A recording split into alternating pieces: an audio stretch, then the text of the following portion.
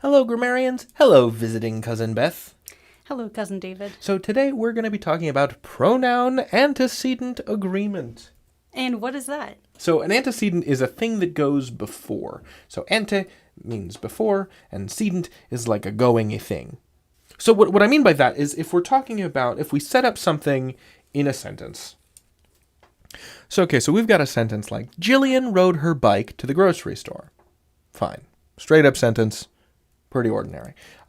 If we want to refer to Jillian again, but we want to use a pronoun, well, we'd refer to Jillian as she. That's a woman's name. So she bought some garlic and a spoon, like you normally would when you go to the grocery store. So when we talk about this pronoun she, in relation to this word, this proper noun Jillian, Jillian is the antecedent, is the thing that goes before the pronoun she. So whenever you use a pronoun, you are referring back to something else, the thing that went before, the antecedent, the thing that has come previously.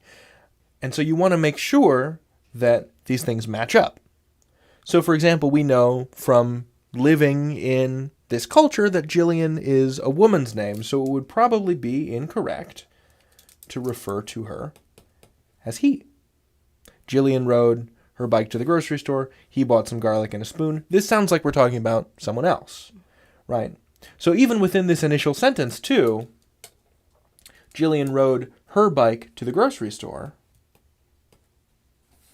We're referring back to Jillian using this possessive pronoun to define the bicycle. Oh, because it's a longer sentence. Well, we're using it to demonstrate the relationship between Jillian and the bicycle. Gotcha. Yeah.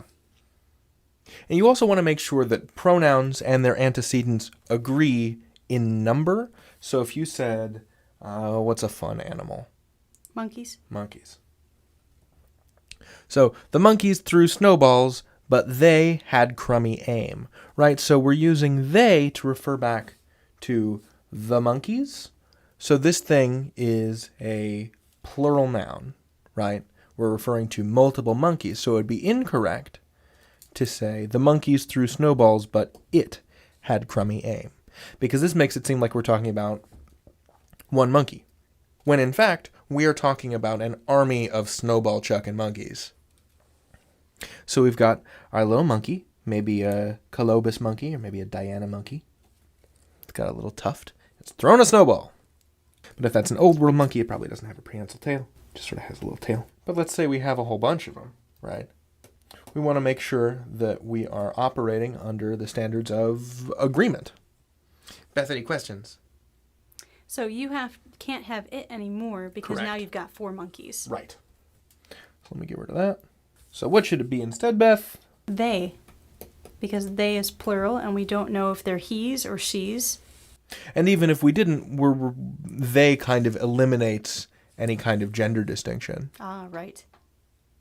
So the monkeys threw snowballs, but they had crummy aim.